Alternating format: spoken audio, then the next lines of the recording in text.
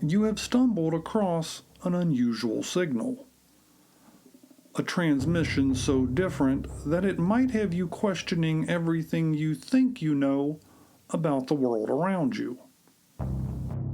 These frequencies are intermittent and unforgiving. They bring us the dark tales of folklore, the stories that fade into the night and creep back up to us in our dreams. This is Vast Unknown Radio, where what you're listening to may not be what you're hearing. The transmitter is powered up. The antenna is tuned and aligned. The amplifier is humming.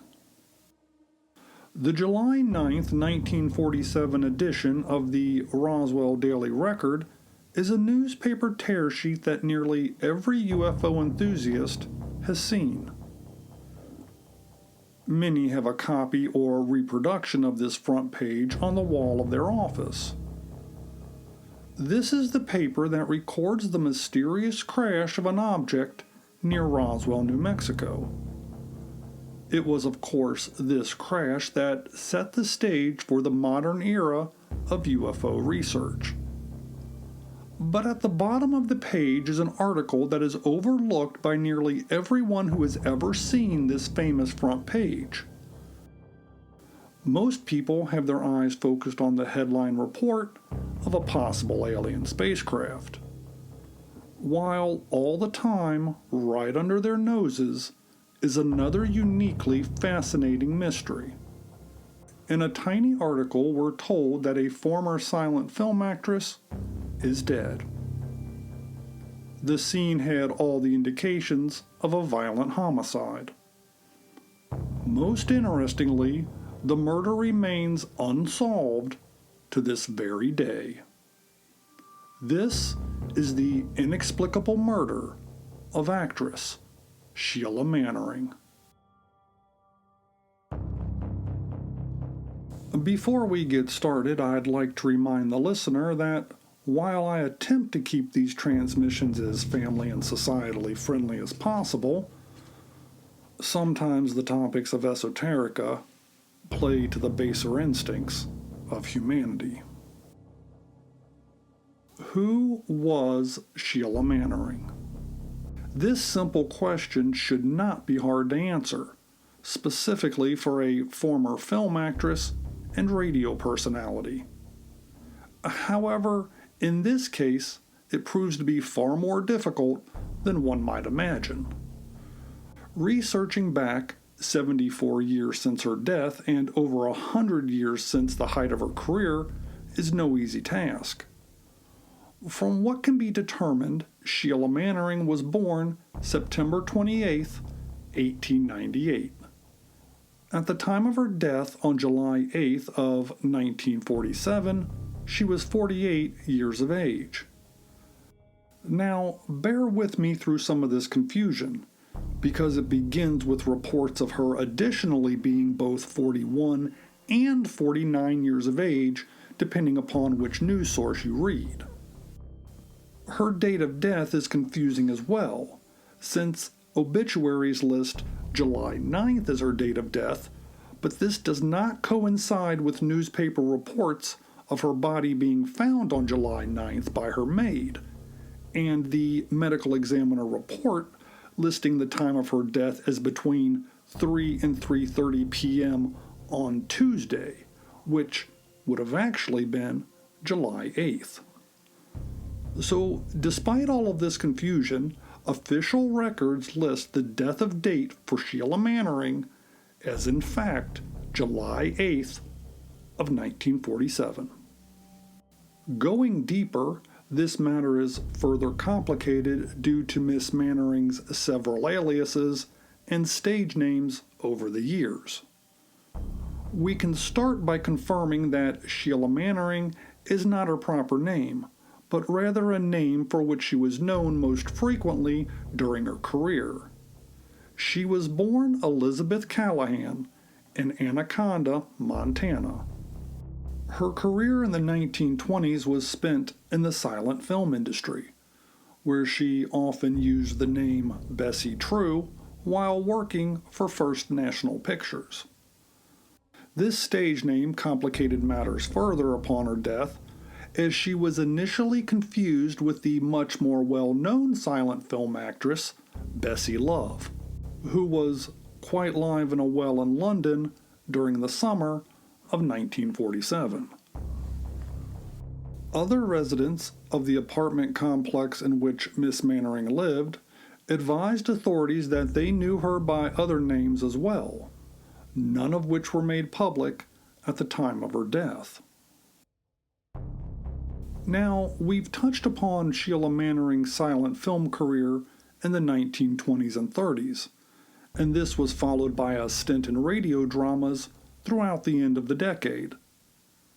She was known for playing smaller parts in these radio dramas, being most famous for her iconic scream, or what has been described as a shriek of pure terror that was sampled and reused by various production houses with little regard to credit to Miss Mannering. Being known for such a prominent and specific type of voice work provided a macabre irony in relation to the condition in which she was found upon her death. But more on that a little bit later. By the mid-1940s, Sheila Mannering receded from the world of film and radio and settled into the role of New York socialite. She held a modest 2.5-room, 7th floor, West 57th Street apartment and maintained a personal maid by the name of Laura Rayfield. She did all this while being out of the entertainment industry and having no verifiable income. It is said that she lived off the generosity of others and through assorted relationships with various men. By the time of her death, she had $8,100 in cash, $2,200 in war bonds, mink coats that were held in storage, as well as an uncounted amount of jewelry. All told, in today's currency, Miss Mannering would easily have had over 6 figures at her disposal at any given time. Now, we have explored but a sampling of Miss Mannering's life. So let's go back to the summer of 1947, when a former starlet's life was extinguished for reasons that remain unknown to this very day. July 8, 1947, between the hours of 3 and 3:30 p.m., former actress Shelia Mannering was murdered. She had an orange towel stuffed into her mouth, and then she was strangled to death with a knotted bedsheet. Her nude body was found diagonally between 2 twin beds in her apartment. She had contusions that indicated she'd been struck in the face more than once, most likely by a person who was wearing a ring. She also sustained a bite mark on her left arm. The apartment was in a slight state of disarray, and the most apparent out-of-place object being that of an overturned lamp. The stub of a single, freshly smoked cigar was in an ashtray, undisturbed. Lastly, men's clothing, shirts, socks, handkerchiefs, and underwear, all bearing Miss Mannering's laundry mark, were located in the apartment. The official cause of death, asphyxiation by strangulation, per medical examiner Henry Siegel. As an aside, a laundry mark is an individualized series of letters or numbers, either written or stamped inside the cuff, pocket, or waistband of clothing when it is dropped off at a hand laundry service for identification of the proper owner upon return. This was very common during the era. Almost immediately, the police began an extensive investigation.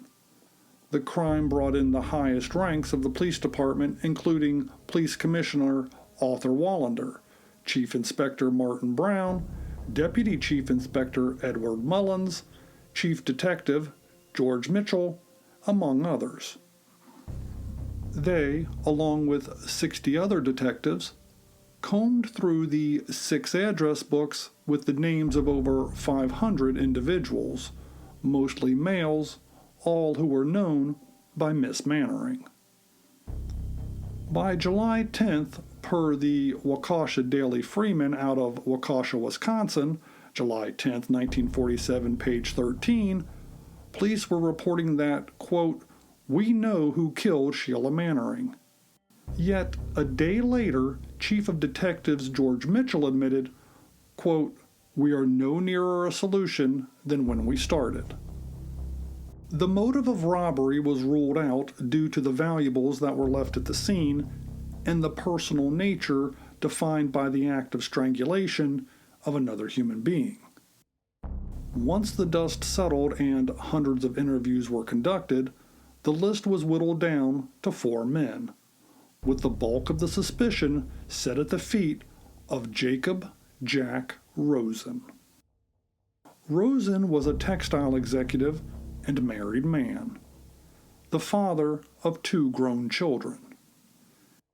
Rosen admitted to seeing Mannering on Sunday and Monday, but denied any contact with her on Tuesday, the day she was killed. He admitted that clothing in the apartment was his, and coincidentally, his name was on an uncashed $20 check found in the residence. Rosen was subpoenaed to appear before a grand jury, but the wealthy businessman provided an alibi of being at his office the entire day of the murder, except, of course, for when he went out to lunch. His employees verified his claims, 2 of them further advising that they had personally eaten lunch with Mr. Rosen.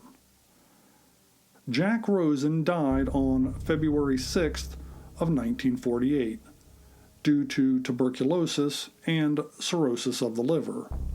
He lived for 7 months past Sheila Mannering's murder, under continued scrutiny and questioning, without any charges ever having been brought against him.